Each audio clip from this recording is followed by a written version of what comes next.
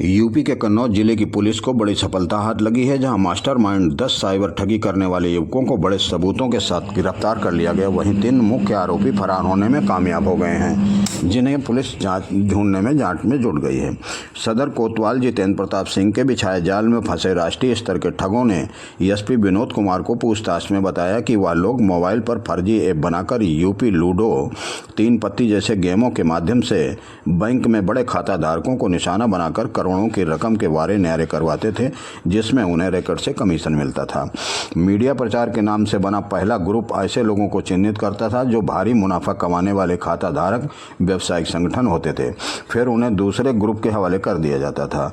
दूसरा ग्रुप ऐसे व्यवसायिक संगठनों को अपने डुप्लीकेट ऐप के माध्यम से 25% तक की मुनाफा देने का लालच देकर उन्हें अपने साथ यह कहकर जोड़ता था कि उनके खाते में ऐप के गेम का पैसा आएगा, और फिर तीसरे ग्रुप के हवाले कर दिया जाता था। तीसरा ग्रुप संबंधित कंपनी या फंसाए गए व्यक्ति को एक किट उपलब्ध कराता है, जिसमें खाते की पासबुक, एटीएम, आधार कार्ड, पैन कार्ड, चेक और सिम कार्ड होते थे। फिर चौथे और अंतिम ग्रुप को, फाइनल ग्रुप को हवाले कर दिया जाता था, जो पैनल के नाम से जाना जाता था। पैनल द्वारा कंपनी या उस खाते को फर्जी ऐप पर जोड़ दिया जाता था, और उसमें पैनल उस खाते के कंट्रोल कर ऑनलाइन गेम का संचालन कर दिया जाता था।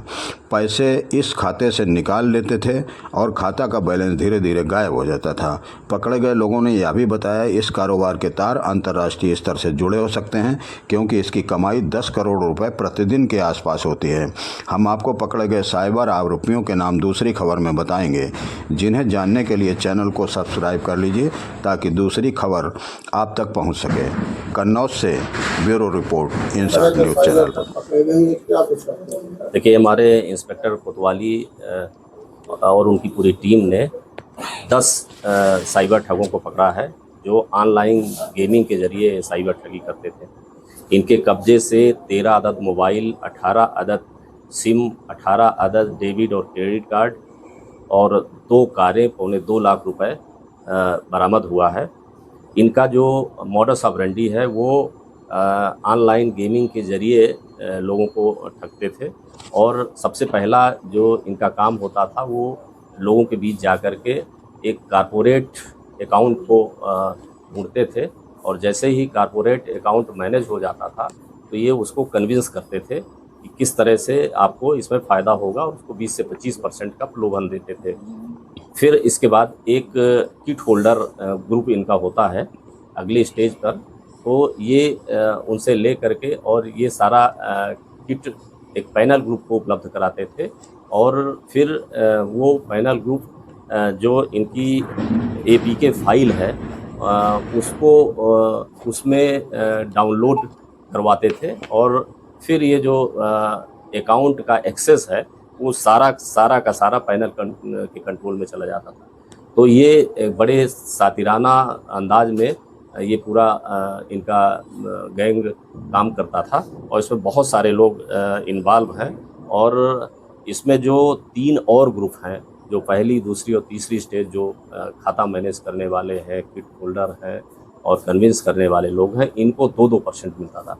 तो ये करोड़ों का ठगी करते थे, और इसमें जो गेमिंग में जो ये लोग पैसा लगवाते थे उसमें 3 पत्ती, पोकर, 1x बैट और यूपी लूडो का ये क्लोन बनाते थे, और उसके माध्यम से ये लोगों को ठगी करते थे। इसमें कोई जीतने का उस गेम में कोई वो नहीं होता था। ये पूरी तरह से ठगी करके और लोगों का पैसा उठाते थे। सर, कितने लोगों को अरेस्ट किया गया है?